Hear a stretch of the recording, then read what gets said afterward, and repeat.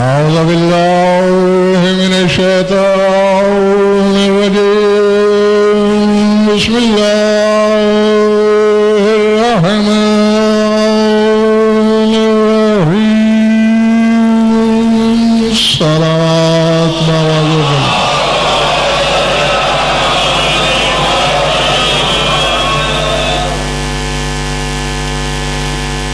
توجہ ہے، بات شروع کی جائے. وَنُنَزِّلُ مِنَ الْقُرْآنِ مَا هُوَ شِفَاءٌ وَرَحْمَةٌ لِّلْمُؤْمِنِينَ وَلَا يَزِيدُ الظَّالِمِينَ إِلَّا خَسَارًا. اور ہم قرآن میں سے وہ، کل میں نے ترجمہ کیا تھا، وہ چیز نازل کرتے ہیں.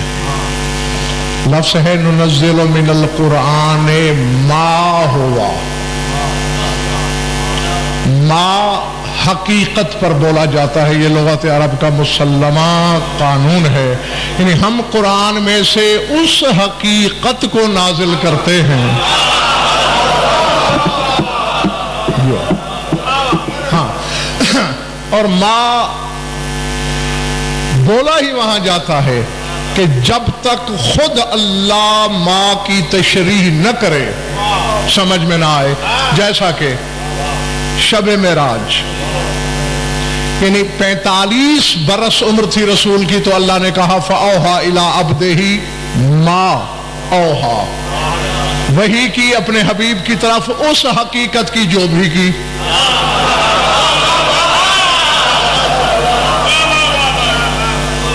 بیٹھے ہو یہ چلے گئے ہو؟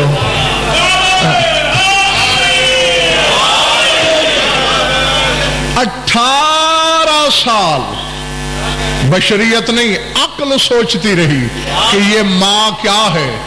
18 سال کے بعد آواز قدرت آئی، یا ایھا الرسول بلغ ما انزل. جو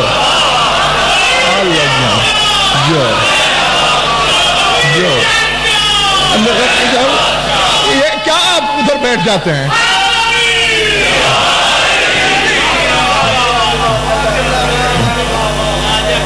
کل اگر آپ ادھر بیٹھے تو آپ پہ جرمانہ لگے گا. یا ایھا الرسول بلغ ما، دونوں آ جاؤ، دونوں آ جاؤ.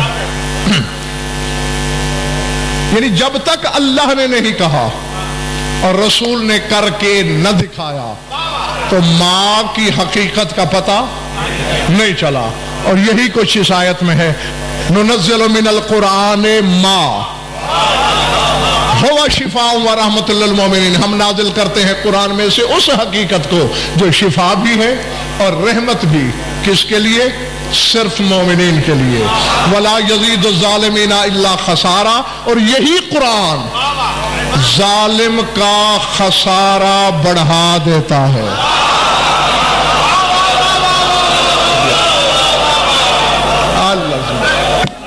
سمجھ گئے؟ اور دیکھیں اس میں نقوی صاحب قرآن کا جرم نہیں. ہاں بالکل نہیں. چلیں ڈاکٹر سلمان موجود ہے، کوئی شاید اور بھی ڈاکٹر ہوگا. یہ اصول ہے نا، دوا اس وقت شفا بنتی ہے جب انسانی بدن میں اسے قبول کرنے کی صلاحیت ہو.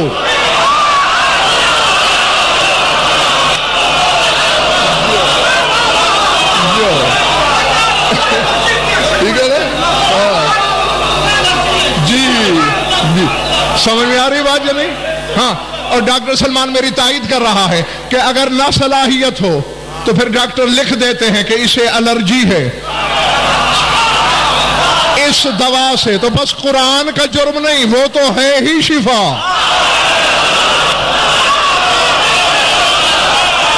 اللہ اللہ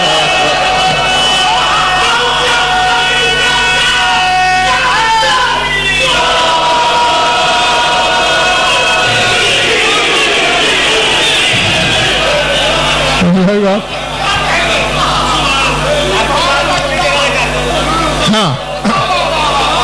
تو قرآن شفا بھی ہے، قرآن رحمت بھی ہے، چونکہ ظالم بدبخت کے دل میں شک کی الرجی ہے۔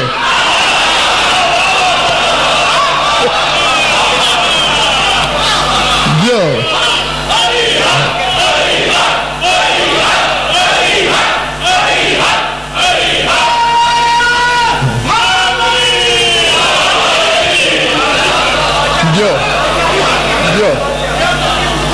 ہاں جی، تو مومن کے لیے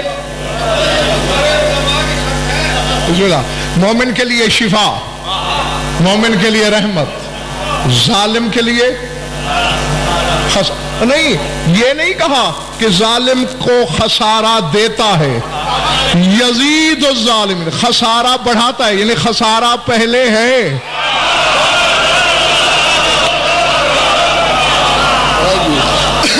اب بڑھ رہا ہے۔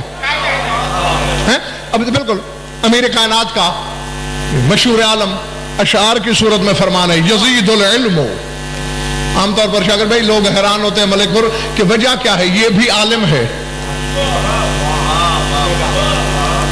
جو علی کا نمک کھا کے نمک حلال کر رہا ہے، اور یہ بھی عالم ہے، پڑھتا علی ولی اللہ ہے۔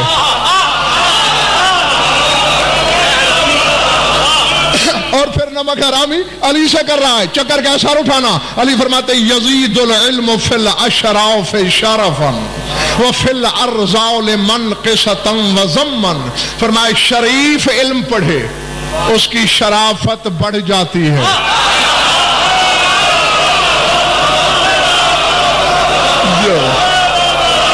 جو ہے علم سردار صاحب شریف کی شرافت بڑھاتا ہے۔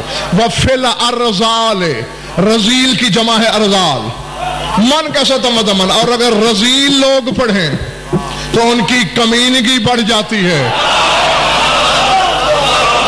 مولا وجہ کیا ہے؟ علم ایک ہے، وہاں شرافت بڑھا رہا ہے، یہاں رزالت بڑھا رہا ہے۔ فرمایا کماؤ المزن فی الاصداف درا وفی فم الافائی سار سمن، فرمایا جب ابر نیساں برستا ہے سطح سمندر پہ آ کے صدف بھی منہ کھولتے ہیں، اپنے بل سے باہر نکل کے سانپ بھی منہ کھولتا ہے، وہی قطرہ وہاں موتی بن جاتا ہے، یہاں زہر بن جاتا ہے۔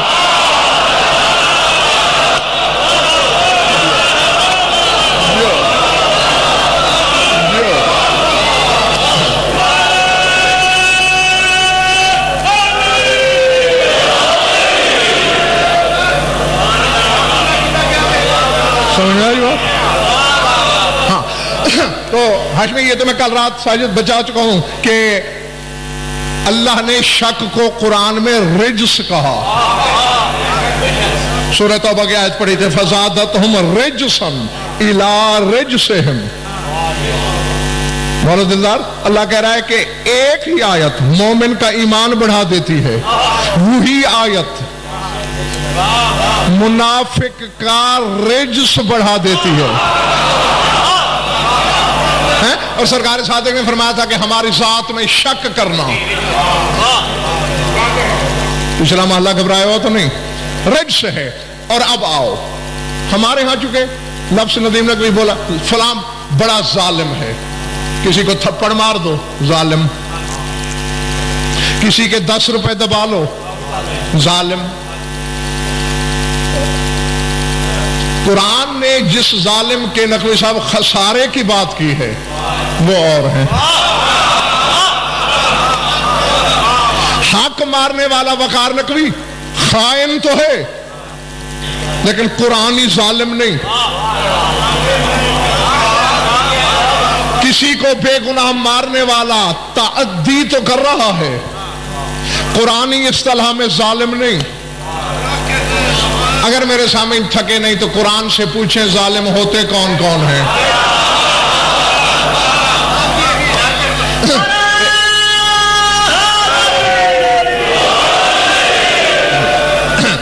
یہ میرے سامنے ذہن میں رکھیں، ظلم امجد کوئی چھوٹی موٹی چیز نہیں۔ سورہ بقرہ میں اللہ بنی اسرائیل سے کہہ رہا ہے ثم اتخذتم العجل من بعدہ وانتم ظالمون، اے بنی اسرائیل جب تم نے بچڑے کو سجدہ کیا تم ظالم ہو گئے.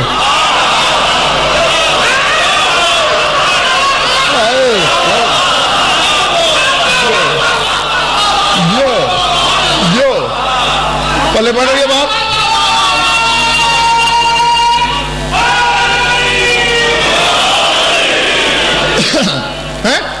اور یہ صاحبان اشارت کے لیے ہے. میرے مولا امیر نے بھی اپنے دشمنوں کے نام رکھے ہوئے تھے. کسی کا بچڑا, کسی کا اونٹ.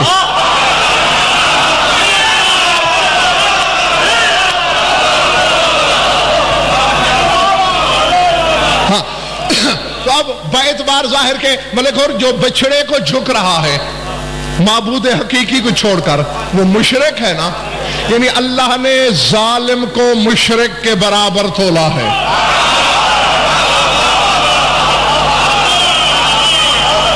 جی جی جی جی جی ظالم اور مشرک برابر. ان الکافرین هم الظالمون. فرمایا یقیناً جو کافر ہیں وہی ظالم ہیں. یعنی ایک طرف مشرک اور کافر کھڑے ہیں, دوسری طرف ظالم کھڑا ہے, یہ تینوں ہیں برابر.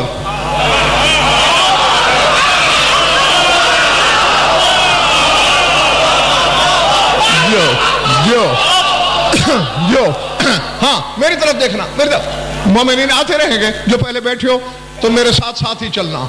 تو اب ذہن میں رکھنا شرک, کفر, ظلم یہ برابر ہے. یہ ان الشرک, سورہ لقمان کو پڑھ لینا, ان الشرک لظلم عظیم. اللہ فرماتا ہے شرک ہی تو ظلم عظیم ہے. اور سر اٹھانا, نقوی صاحب چلتے چلتے یاد دلا دوں, ابراہیم پر اللہ خوش ہو گیا.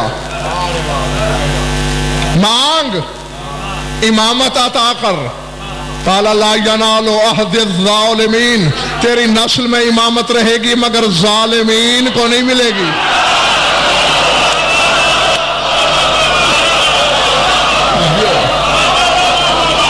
سمجھ آ رہی بات؟ ہاں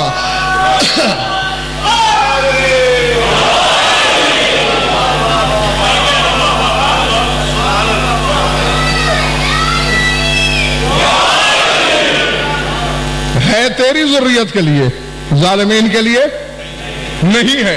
نہیں, اس کا یہ مطلب نہیں ہے باس کہ تیری ضروریت میں جو ظالم ہے نعوذ باللہ ان کو نہیں ملے گی. ضروریت ابراہیم میں ظالم کہاں سے آئے؟ جیسا کہ آپ مجھے کہیں مجلس سنائیں گے تو میں کہوں کہ میری مجلس منافقین کے لیے تو نہیں. نہیں سمجھ آئی بات؟ یعنی مومنین کے لیے ہی ہے. تو یہی اللہ کہہ رہا ہے امامت تیری ہی ذریت کے لیے ہے, ظالمین کے لیے تو نہیں.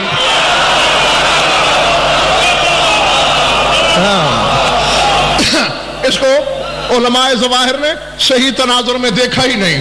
تو اب کفر شرک کے برابر ہے ظلم. آئے کون کون ظالم ہو سکتا ہے؟ فہرست شاکر بھائی بڑی لمبی ہے, میں تھوڑا سا راستہ سردار صاحب بنا کے دیتا ہوں تاکہ ہر بندہ اس پر سفر کرتا رہے. سورہ انبیاء, کون سا سورہ؟ 17واں پارہ شروع ہی اسی آیت سے ہو رہا ہے.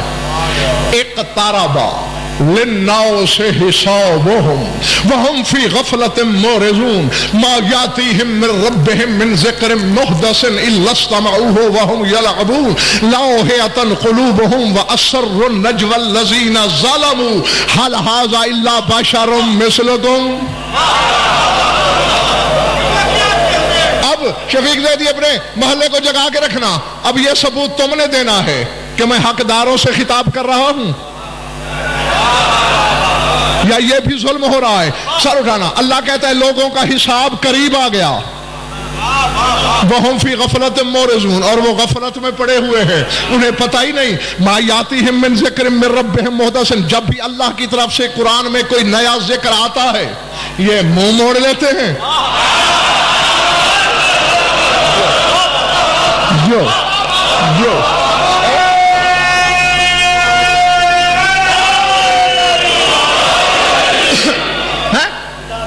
اِلَّسْتَمَعُوهُ سن بھی غور سے لیتے ہیں.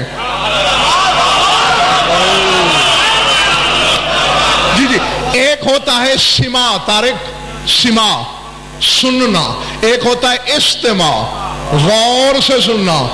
تو یہی یاد کریں اِلَّسْتَمَعُوهُ سنتے بھی غور سے ہیں، پھر منہ موڑ لیتے ہیں. وَهُمْ يَلْعَبُونَ ٹھٹھا اڑاتے ہیں، مذاق اڑاتے ہیں اور سر اٹھانا. اللہ کہہ رہے وَأَسَرُّ النَّجْوَى الَّذِينَ ظَلَمُوا اور تیری محفل میں جو ظالم ہوتے ہیں وہ کوہنیاں مار مار کے ایک دوسرے کو سرگوشی کرتے.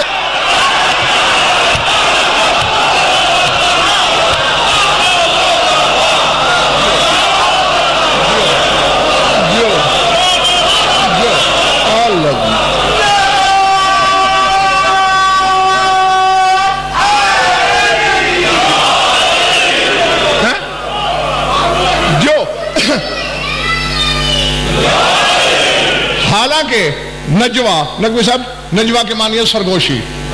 تو مولانا دلدار سرگوشی خود چھپی ہوئی چیز ہے، لیکن پھر اللہ کہہ رہا ہے وَأَسَرُّ النَّجْوَى الَّذِينَ ظَلَمُوا ظالم لوگ چھپی چھپی سرگوشی کر کے ایک دوسرے سے کہتے ہیں هَلْ هَذَا إِلَّا بَشَرٌ مِثْلُكُمْ یہ تو ہم جیسا بشر ہے.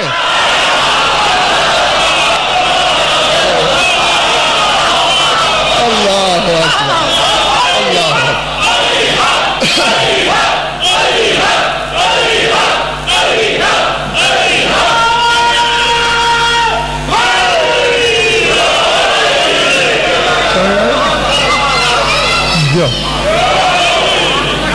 پڑھنے پڑی بات پہلے پڑھی نہیں. جو نہیں پہنچے انہیں نتیجہ کھول کے دوں. انہوں نے رسول کو بشر کہا. اللہ کہہ رہا ہے اَسَرُّ النَّجْوَى الَّذِينَ ظَلَمُوا ظالم لوگ سرگوشیاں کرتے ہیں. قرآن نے فیصلہ کر دیا رسول کو بشر کہنے والا ظالم ہے.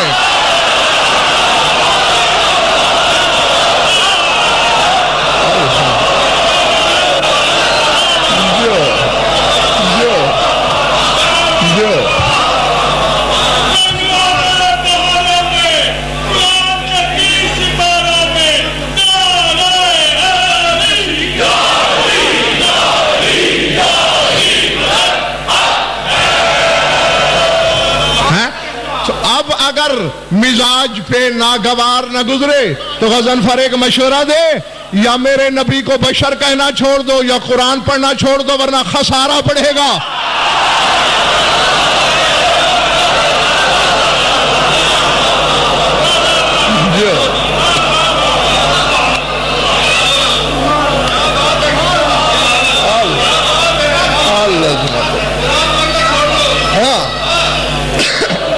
قرآن شفا مومن کے لیے ہے. وَلَا يَزِيدُ الظَّالِمِينَ إِلَّا خَسَارًا ظالم کا خسارہ بڑھاتا ہے. اور قرآن کہتا ہے جس نے رسول کو بشر کہا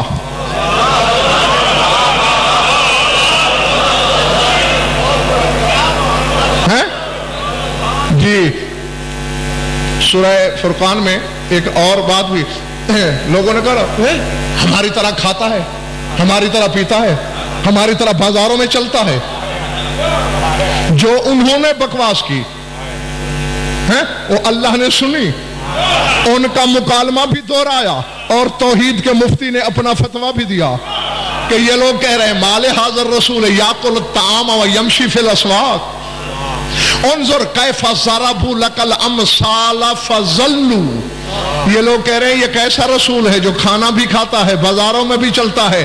اے رسول تیرے لیے یہ مثل بیان کر کے یہ گمراہ ہو گئے.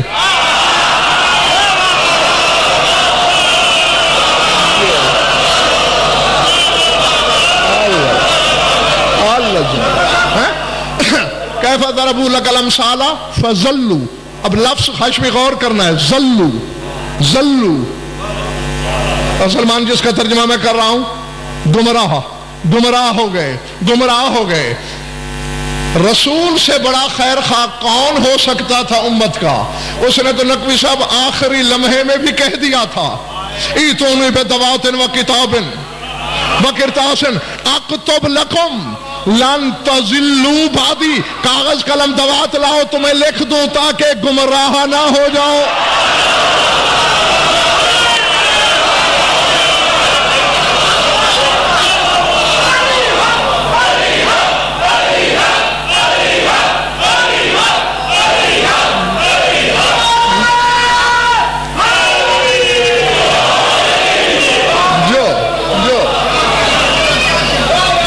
سمجھ میں آئی بات؟ ہاں رسول نے تو گمراہی سے بچانے کی کوشش کی تھی، تو اب وعدہ کرتے ہو نا کہ کبھی بھی محبوب خدا کو بشر نہیں کہنا ورنہ ظالم ہو جاؤ گے، اور ظالم کے لیے قرآن نقصان دہ ہے۔ تھک گیا تو کافی ہے۔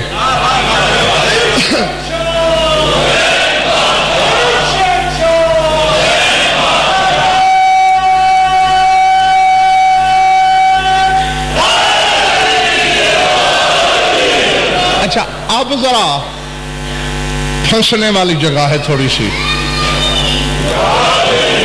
بچے ساتھ ہی نعرہ لگوا لیا کرو، میں بات شروع کرتا ہوں اور پھر تم لگواتے ہو، وہ خطابت کا تسلسل ٹوٹتا ہے۔ یہاں ذرا میری سوئی تھوڑی سی پھنسی ہوئی ہے، میری مدد کرنا۔ سورہ عنکبوت ہے، کون سا سورہ؟ اللہ کہتے وَمَا يَجْحَدُ بِآيَاتِنَا إِلَّا الظَّالِمُونَ، فرمایا جو ظالم ہیں وہی میری آیات کا انکار کرتے ہیں۔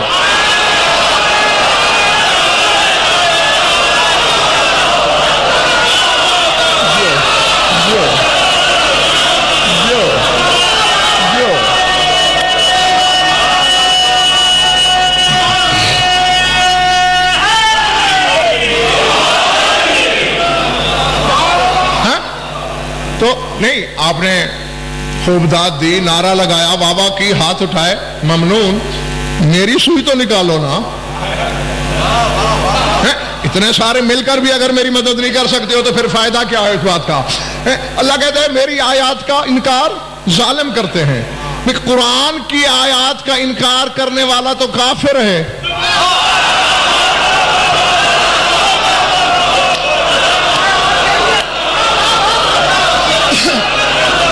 ہو ہی نہیں سکتا کہ کلمہ بھی پڑھے اور قرآن کا منکر بھی ہو،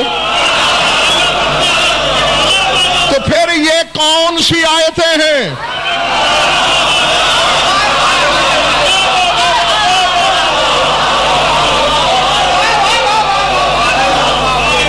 کہ جن کا انکار بھی ہو رہا ہے اور کرنے والے ظالم ہیں، یعنی ان پر شرک کا گناہ بھی لگ رہا ہے، ان پر کفر کا گناہ بھی لگ رہا ہے،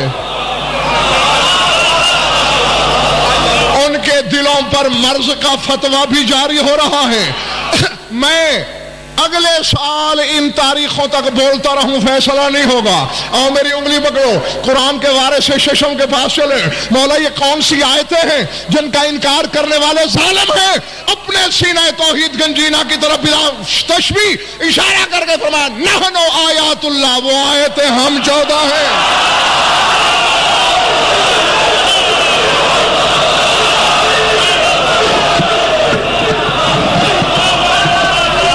نعرے حیدری، علم کے رذیلوں پہ تا قیامت لعنت، آیات کے منکرین پہ تا قیامت لعنت، محمد و آل محمد کو اپنے جیسا کہنے والوں پہ تا قیامت لعنت۔ پلے بڑی بات۔ ہاں ہاں، اللہ نے کہا غضنفر اب سمجھ گئے، تیری سوئی نکلی، ہاں مالک نکل گئی۔ اب اللہ نے ملک عباس آسان لفظوں میں سمجھایا کہ یہ 6666 قرآن کی آیتیں ہیں اور یہ 14 میری آیتیں۔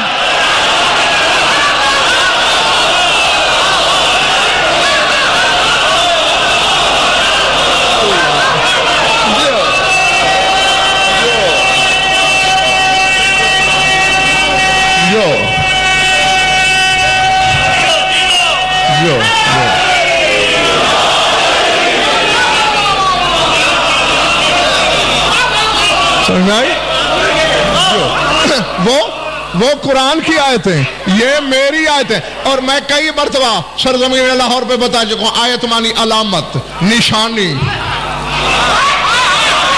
یعنی جس کو دیکھ کر صاحب علامت یاد آئے۔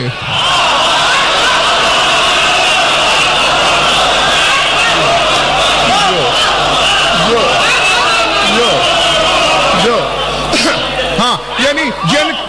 سامنے آنے سے اللہ سامنے آ جائے.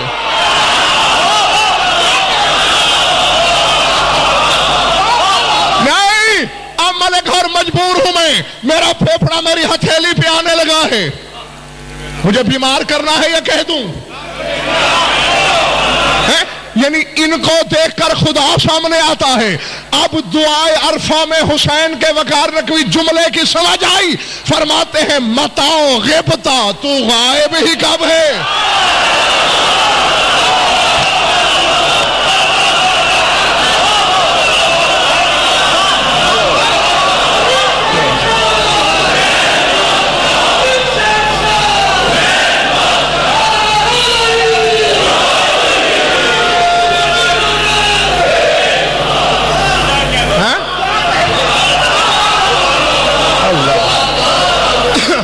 متاعبتا حتی تحتاج الى دلیل یدل علیک، تو کب غائب؟ اور آگے جل کے ملک اور کہتا ہے میرا مولا. اب دیکھیں حسین جیسی حجت کہہ رہی ہے نقوی صاحب کہ عامیت عین لا تراک، اندھی ہو جائے وہ آنکھ جو تجھے نہ دیکھے.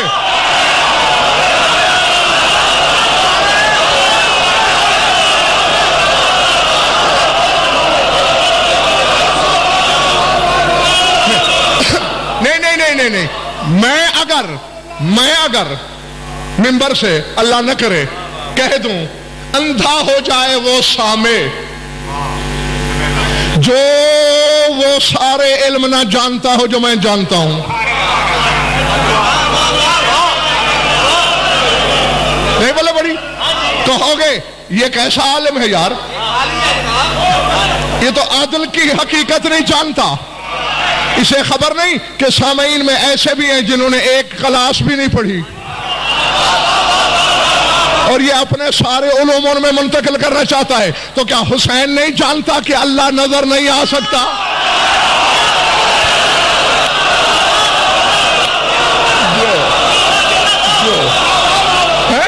حسین کے علم میں ہے کہ وہ دکھائی نہیں دیتا، پھر کیوں بد دعا دے رہا ہے علی کا بیٹا؟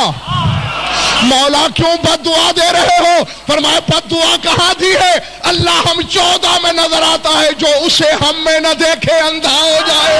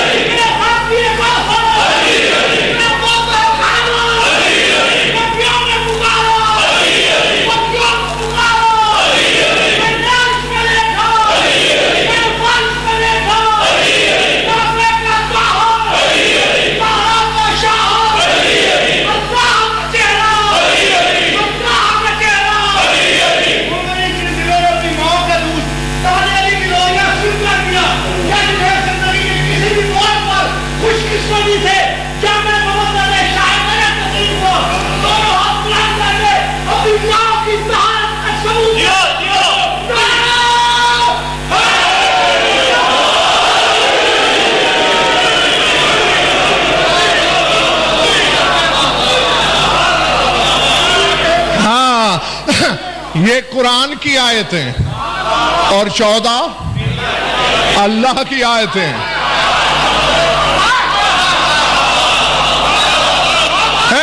اسی لیے شاگر علمی اصطلاح ہے، لیکن یہ میں کئی بار کہہ چکا ہوں علی والا ان پڑھ تو ہو سکتا ہے، جاہل نہیں ہو سکتا. ہاں انشاءاللہ ہر بندہ سمجھے گا. سلمان، قرآن امام صامت ہے اور امام قرآن ناطق ہے.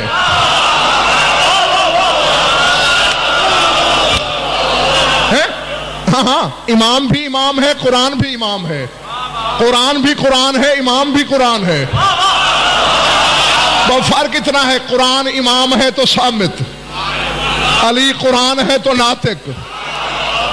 اور آؤ کیا یاد کرو گے یارو، کوئی تو دعا دے گا ہی جس کے دل کو چھو جائے. حالانکہ اس پر نقوی صاحب میں نے بڑی بحثیں کی ہیں، لیکن یہاں تاریخ چلتے چلتے صرف ایک جملہ دینے لگا ہوں. کبھی نہیں سوچا بیٹھ کے جو کہتا ہے انا عبد من عبید محمد کہ میں محمد کا عبد ہوں، وہ قرآن نازل ہونے سے پہلے پڑھتا ہے، نبی نے تو نہیں پڑھا۔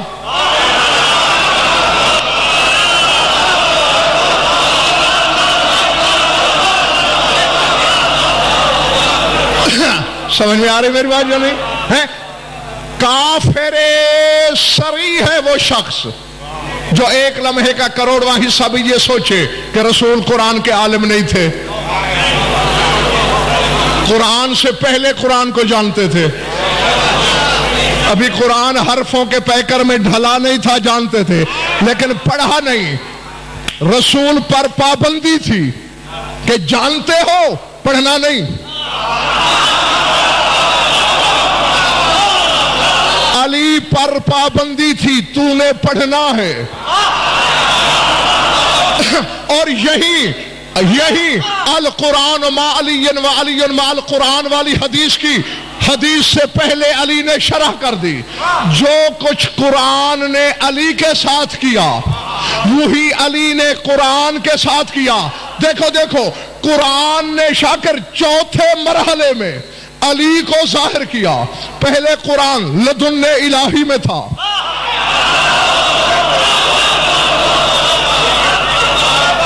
میں نہیں کہہ رہا۔ سورہ ہود کون سا سورہ؟ کتاب احکمت آیاتہ ثم فصلت من لدن حکیم خبیر، فرمایا یہ محکم کتاب ہے، پھر اس کی آیتوں میں تفصیل پیدا کی گئی۔ آیا کہاں سے ہے؟ من لدن حکیم خبیر، حکیم اور خبیر اللہ کے لدن سے۔ تو قرآن کا پہلا مرحلہ لدن الہی، لدن الہی کو چھوڑ کے عالم خلق میں آیا، عالم خلق کو چھوڑ کے کلام اعلیٰ کی نوک پہ آیا، چوتھے مرحلے میں لوح محفوظ پہ قرآن نے لکھا بسم اللہ الرحمن الرحیم۔ تو نقطے کی صورت میں قرآن نے پہلے علی کو ظاہر کیا۔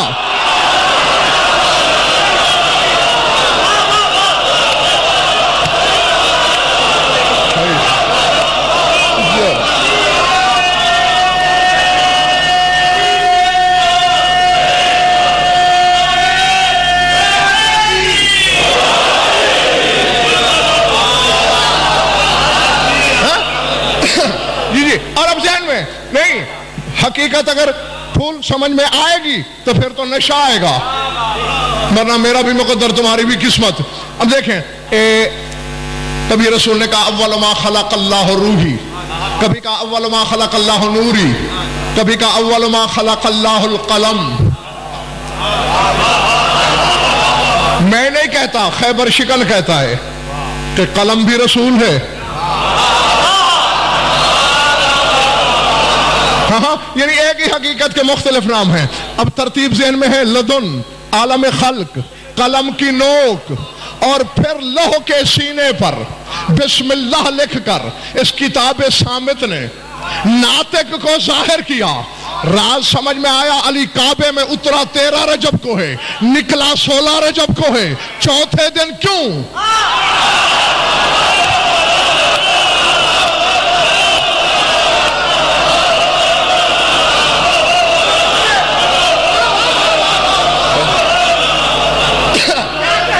پچھلے محلے والوں بیٹھے ہو چلے گئے ہو؟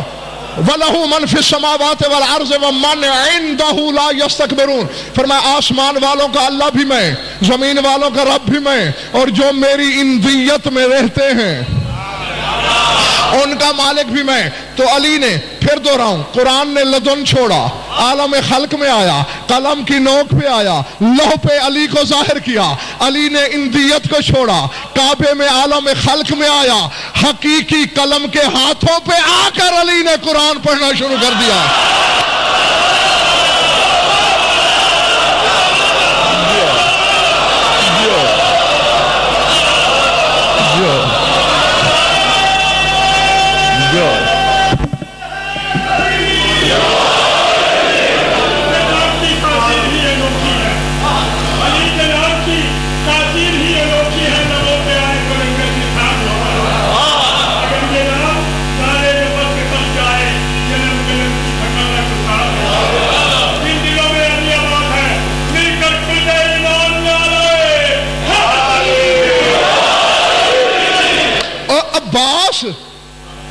تیری ربائی نے تو مجھ پر الہام نازل کر دیا.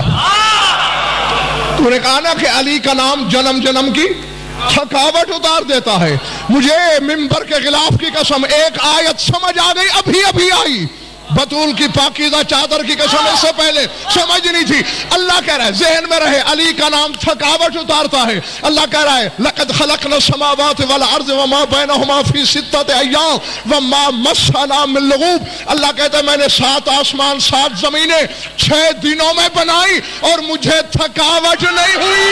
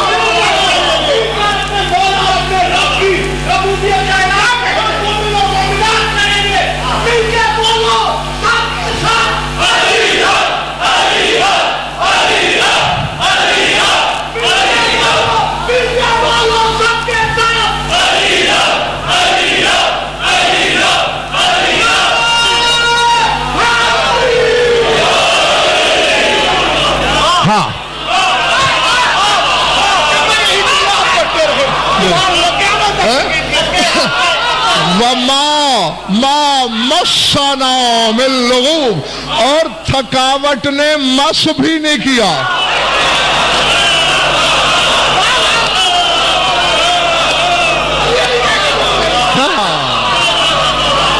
اور نہیں, علی نے تو منبر پہ کہہ دیا تھا بے اسمی تکونت الکائنات, یہ پوری کائنات میرے نام سے بنی ہے.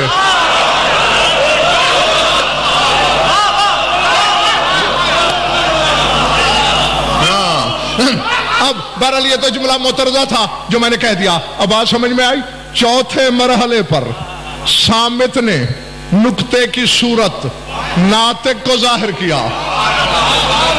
ناطق نے چوتھے مرحلے میں صامت کو پڑھ دیا.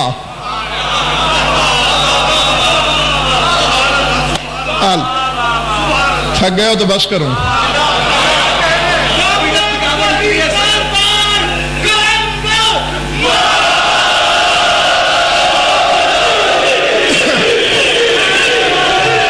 ویسے شاکر بھائی دیکھا جائے تو میں نے ایک مجلس نہیں پڑھی ہے, پورا اشرا پڑھ دیا ہے نا.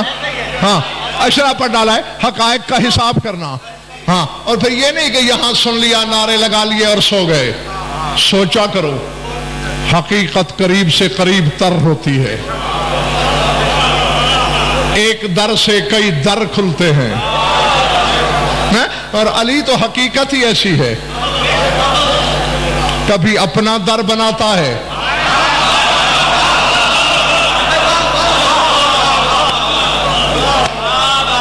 کبھی خود در بن جاتا ہے. اور دیکھیں حالانکہ حقیقت ہے جو چیز بندے کی ہے وہ اللہ کی نہیں. بندے کے ہاتھ ہیں, اللہ کے ہیں. بندے کا جسم ہے, اللہ کا ہے.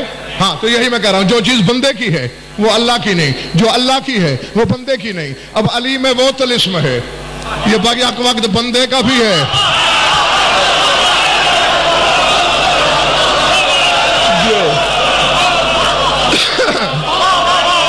یہ بیک وقت بندے کا بھی ہے, بیک وقت اللہ کا بھی ہے.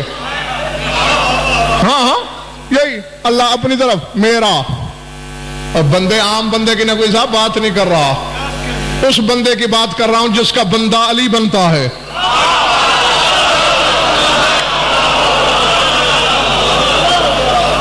وہ اپنی طرف. تو خبردار رسول کو بشر نہ کہنا ورنہ ظالم ہو جاؤ گے. بول تو نہیں کی بات. اللہ کی 14 آیتوں کا انکار نہ کرنا ورنہ ظالم ہو جاؤ گے. اور قرآن ظالم کو شفا نہیں دیتا, خسارہ بڑھا دیتا ہے.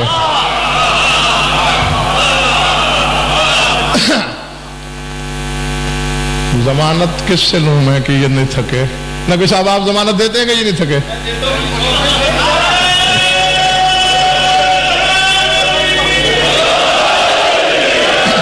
ٹھیک ہے جی، آپ کی ضمانت پہ بھروسہ کرتے ہوئے قرآن لاؤ، بے شک ممبر پہ لے آؤ، ورنہ کل دیکھ کے آنا، ایک جگہ نہیں کئی جگہ۔ من یتعدی حدود اللہ فاولئک ھم الظالمون، فرمایا جو اللہ کی حدوں کے ساتھ زیادتی کرے وہی تو ظالم ہے۔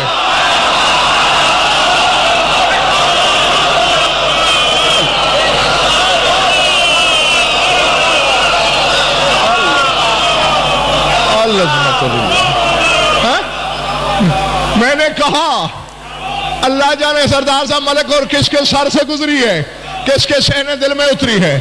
جو اللہ کی حدوں کے ساتھ تعدی کرے، میں یتعدی تعدی کرے، زیادتی کرے، اولئک ھم الظالمون، وہی لوگ تو اللہ کی حدوں کے ساتھ۔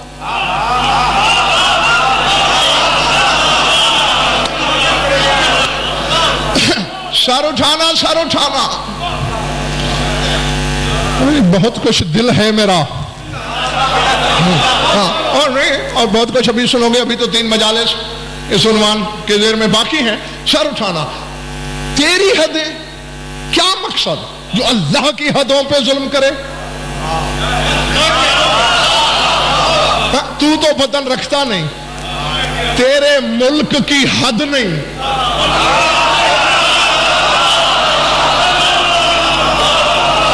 ایک بندے نے تیرے مولا امیر المومنین سے کہا، مولا میرا دل تو چاہتا ہے کہ گناہ چھوڑ دوں مگر میں چھوڑ نہیں سکتا، کیا کروں؟ مولا فرمایا اچھا، مولا فرمایا 3 باتیں بتاتا ہوں، ان میں سے ایک پہ عمل کر، وزن معاشیتا، جو جی میں آئے گناہ کر۔ مولا کیا؟ فرمایا ایسی جگہ کر جہاں تجھے اللہ نہ دیکھے۔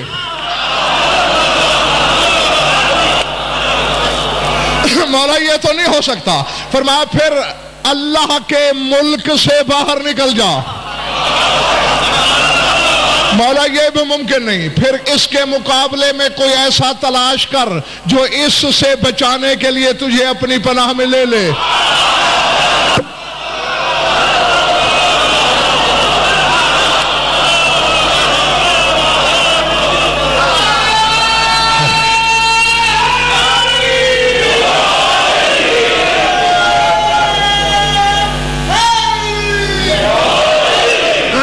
بہرحال سمجھ گئے، وقت نہیں ہے، میں اگلی بات کہنا چاہتا ہوں، تیرے ملک کی حدیں نہیں، تو پھر تو کیوں کہہ رہا ہے میں یتعدی حدود اللہ ہے، جو اللہ کی حدوں سے زیادتی کرے؟ بات نقوی صاحب پھر وہی ہے، میں کیا جانوں مولوی دلدار قرآن کیا کہتا ہے؟ ہاں قرآن بتانے کے لیے، اب یہ پھر ایک الگ موضوع بنتا ہے، کسی بھی شے کی حقیقت کو بتانے کے لیے اس جیسا ہونا ضروری ہوتا ہے۔ قرآن کو وہی بتا سکتے ہیں جو قرآن جیسے ہوں۔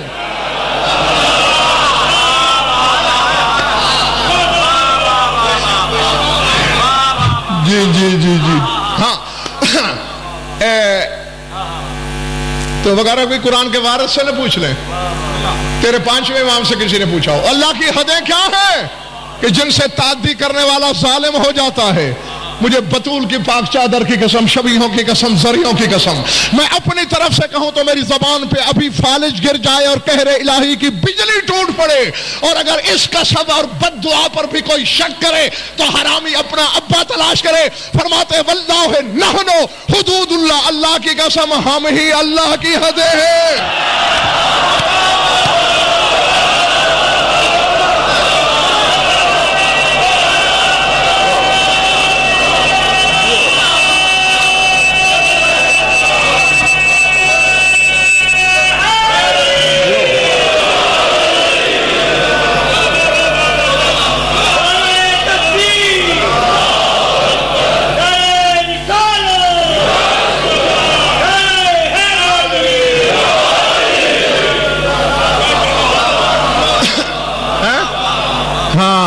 اب جب سلمان تھک گیا ہے تو مجمع تو تھکے گا ہی.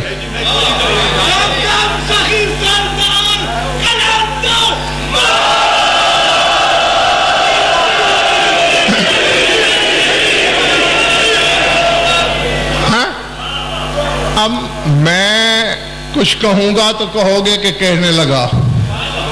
میں کچھ نہیں کہتا، خود سوچنا یہ اللہ کی حدیں ہیں.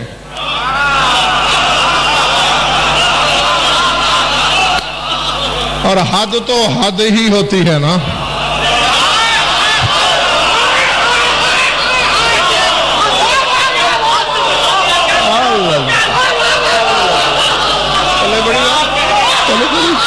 جی ہاں، بس اس سے زیادہ مجھے کچھ نہیں کہنا. اب دیکھیں، ہر ملک کی کوئی حد ہوتی ہے.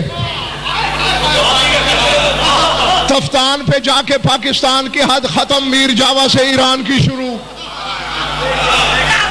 واہگہ پہ جا کے پاکستان ختم، انڈیا کی حد شروع. یہ 14 ہے اللہ کی حد.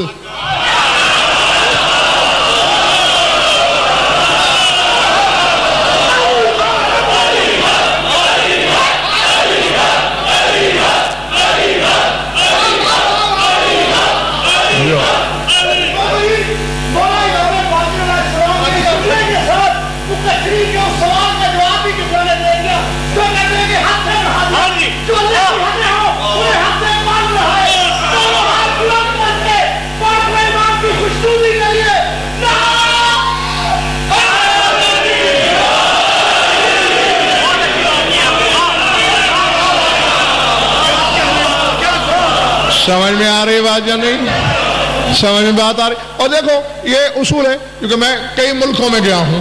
ہر ملک کی شاکر حد پر اس ملک کی ثقافت بھی نظر آتی ہے. یعنی پاکستان کی جہاں حد ختم ہوگی وہاں مورتی نہیں ہوگی، وہاں کوئی بت نہیں پڑا ہوگا.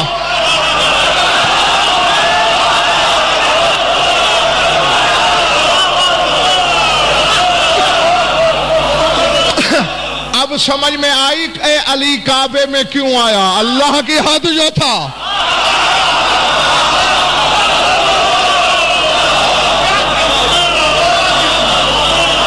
جی بنتا ہی یہی تھا کہ کعبے میں آئے.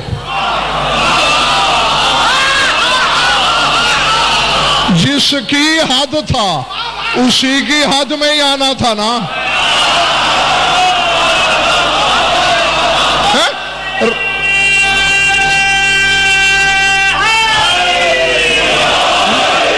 بات سامنے کی ہے لیکن خدا کی قسم پڑے پڑے نہیں سمجھے.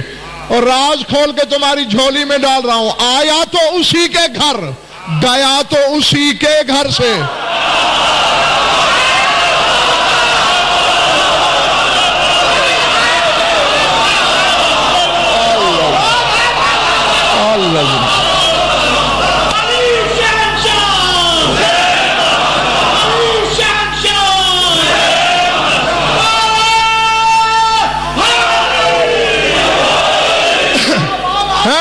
جی پھر یعنی اصلی وطن کو چھوڑا، کعبے میں اترا، پھر مسجد سے زمین کو چھوڑ کے اپنے اصلی گھر جا رہا ہے.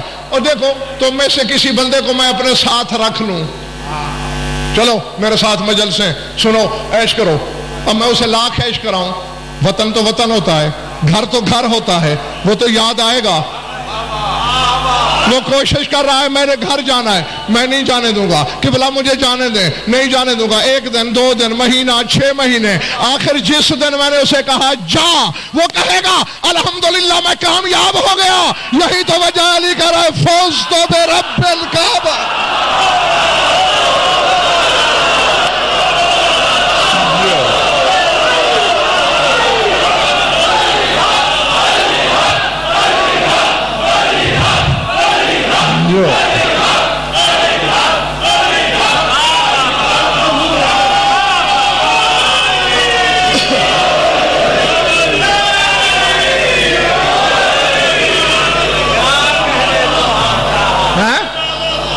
اب راز سمجھ میں آیا کیوں کہہ رہا ہے میرا مولا رب کعبہ کی قسم میں کامیاب ہو گیا.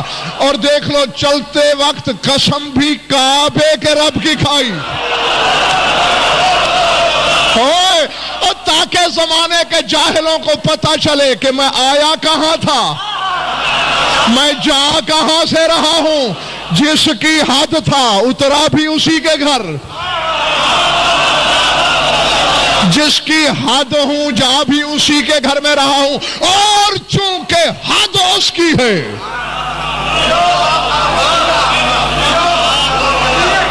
ختم ہو گئی بات, ختم ہو گئی. سوچتے رہو. اللہ جانے کتنا وقت زبانوں پہ آیت گردش کرتی رہی, مالک یوم الدین, مالک یوم الدین, مالک یوم الدین, مالک یوم الدین. قیامت کے دن کا مالک, قیامت کے دن کا مالک, قیامت کے دن کا مالک. حتیٰ کہ ایک وقت آیا ملک عراق کے شہر کوفہ کی مسجد اعظم کے منبر پر علی نے مشیت کی آنکھوں میں آنکھیں ڈال کے کہا, ایھا الناس انا الحاکم یوم الدین, قیامت کے دن کا حاکم میں علی ہوں.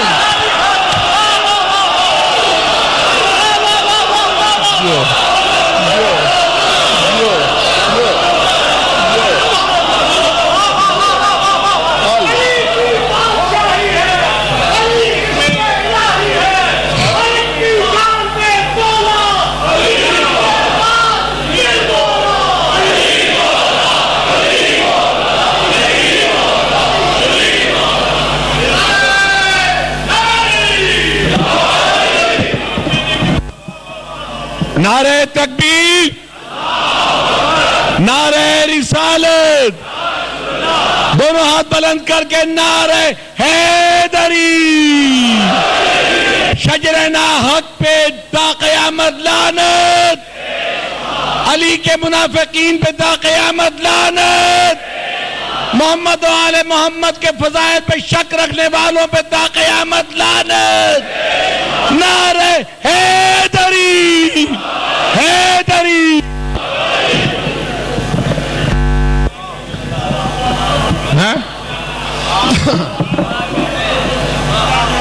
رسول کو بشر نہ کہنا,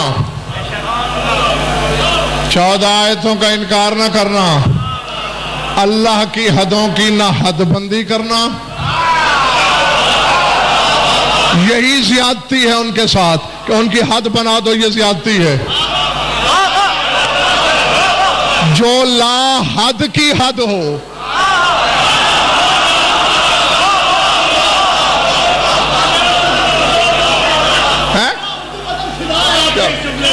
ایسا ہی ہے نا.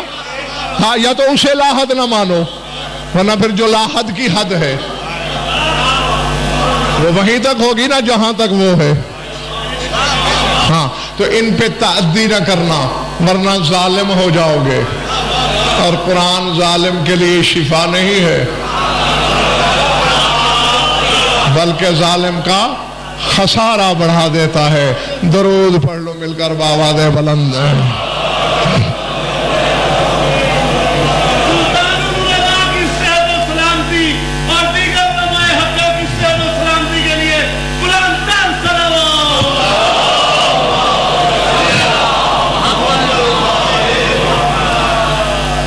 کچھ لطف آیا یا وقت ضائع ہوا؟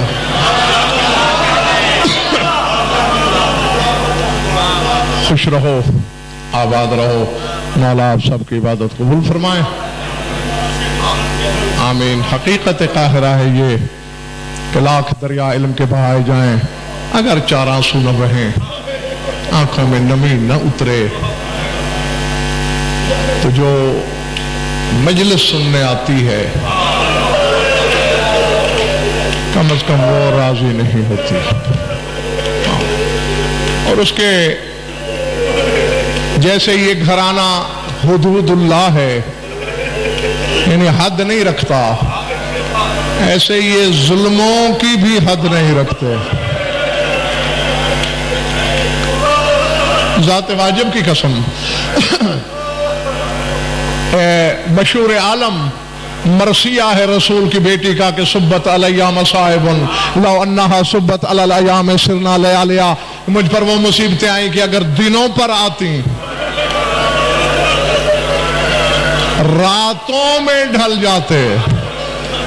ہاں میں تمہارے تصور سے پہلے ممبر خالی کرنے لگا ہوں. جس کے سینے میں گوشت کا دل ہے وہ ایک لمحہ میری جانب دیکھے. جب رہا ہو کے واپس آئی ہے علی کی بیٹی, نجف گئی ہے لیکن بابا سے کہا کچھ نہیں. کربلا 3 دن یا 9 دن رہی ہے مگر حسین سے کہا کچھ نہیں. حسین سے یہی کہا کہ اپنی امانت سجاد تو نے دیا تھا, سجاد سنبھال لے. نانا کے روضہ پہ آئی, نانا سے کہا کچھ نہیں. حسن کی تربت پہ گئی, کہا کچھ نہیں. لاہور والوں اللہ جانے راز کیا تھا, جو ہی ماں کی تربت پہ نظر پڑی, اللہ اکبر اللہ اکبر, سارا ضبط جاتا رہا. دونوں ہاتھ ماں کی تعویذ قبر پہ مارے اور کہا آفاتم و ما لقیتے من ادا کے ولاقی رات مما قد لقینا. اما اٹھ, تو کہہ گئی تھی کہ دنوں پر آتے تو راتوں میں بدل جاتے. تو نے زینب کے مقابلے میں ایک رتی دکھ نہیں دیکھا. اما تو نے سادہ دربار دیکھا.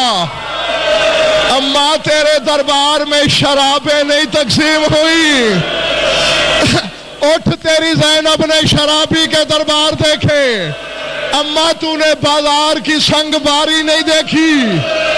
اما دیکھ زینب کا سر ہم پہ آگ کے شعلے برسے, ہم پہ کھولتے ہوئے پانی گرائے گئے. وَسَيَعْلَمُ الَّذِينَ ظَلَمُوا أَيَّ مُنْقَلِبٍ يَنْقَلِبُونَ أَلَا لَعْنَةُ اللَّهِ